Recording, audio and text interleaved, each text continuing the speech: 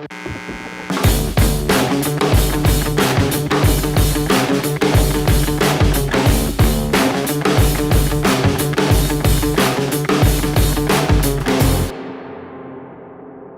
Jake Sproul, and I am a musician and a commercial composer.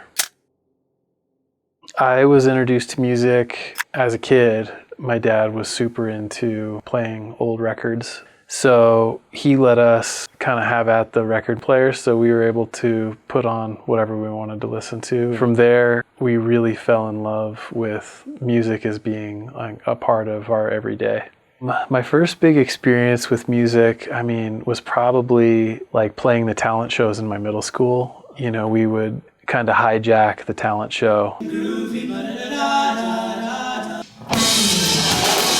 Everybody would do their thing, and then we would bring our band on, and it would take forever to set up, and we did it a few times. I was able to gather some musicians around me. We formed a band in high school, and that pretty much became what the band was before we started Rose Hill Drive.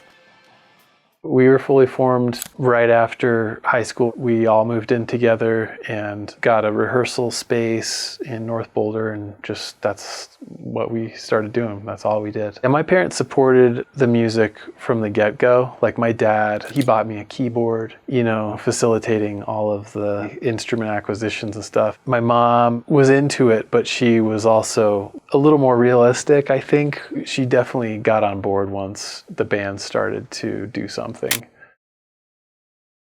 The band was formed as me and my brother Daniel and our drummer Nate. Being in a band with my brother is awesome. He and I are really close. Like, we're kind of the yin and yang of each other. And it was tough, and my parents had just gotten divorced. That was probably the hardest part. It's healed since then, and we've always had the intention to heal. We always had the eye on the prize. That was always the case for us, so we were lucky. We recorded our first song in this building, Coop Studios. I made friends with this dude who worked at the local music shop, and he was interning here as an engineer. He said, you guys got a band, you should come over, we'll just knock it out in one night. We basically recorded through the night, the whole night, and it was a song called Golden Child that I wrote. The owner of this studio heard that song from that night, and then he wanted to be our manager. So it was this really cool kind of serendipitous thing of we're just these kids who think we're going to be in this cool band, don't know what we're doing. And then all of a sudden, Greg takes us here, we record. Scott, the owner, loves what we did. And then from there, the doors just swung wide open for us.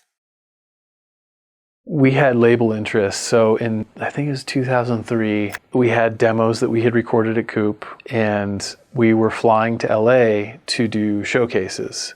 And so in a showcase, basically, during that period, what you would do is fly out, then they would send you to this studio called SIR, and then we would basically wait around until the label showed up and we'd play for them. We played for a lot of labels. We played for Interscope, Capitol Record. There was so many, Warner Brothers, and in the end, Capitol took the most interest in us. They were like, what can we do to sign you? And that was wild. We wound up turning down their offer. And that was because our drummer, Nate's uncle, was friends with this famous producer, Brendan O'Brien.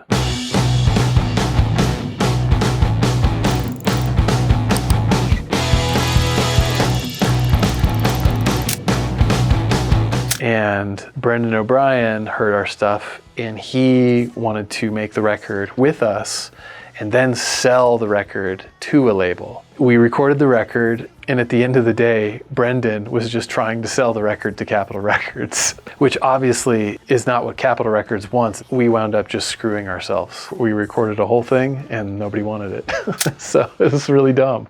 After our first album, which was canned, we decided to record another album with the engineer of that project, that first project, Nick Didia, who we befriended during that recording process. We recorded a whole new project. That was, I think, the beginning of the modern iteration of our band, and that became the first record, our self-titled record.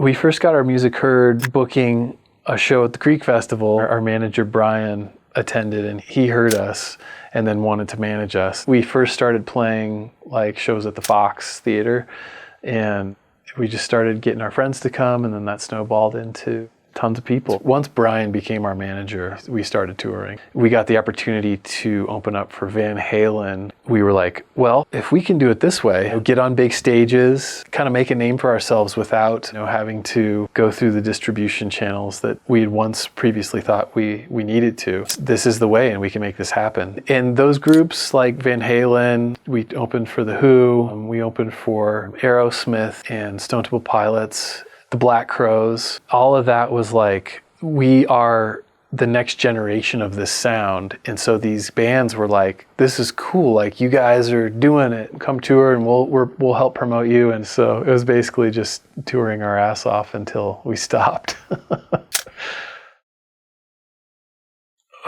We don't play together anymore. I wasn't a producer at all. I was the bass player and the singer for the band. And once I realized in 2012 that it wasn't going to go anywhere after that, Daniel had the opportunity to go on the road with Ryan Bingham, and he took it, and he brought Nate along with him, and then the bass player that was playing for Rose Hill Drive at that time, Jimmy. And that hurt me. It just all fizzled out when those guys went on the road together. Scott, my mentor, who was our first band manager, who owns Coop Studios, he basically took me aside and said, dude, regardless of how this pans out, you got to look at your future. Like, do you want to be a guy on the road touring in about 10 years, in about 20 years, with a couple kids, you never see them, you're not making a ton of money? It starts to look bleak.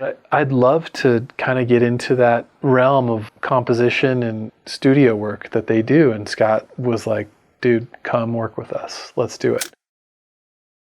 So I basically put myself through boot camp at that point, just learning as much as I could, as fast as I could. It was a lot. It was tough, but that's eventually what I did. Life is better after the band. My life was a struggle with the band, and I didn't realize how unhappy I was and how lost I was. Then having kids, like, that flipped my lid. I realized that I am not the most important thing in my life. And that's really relieving. Guess what I heard? 30's the new 20.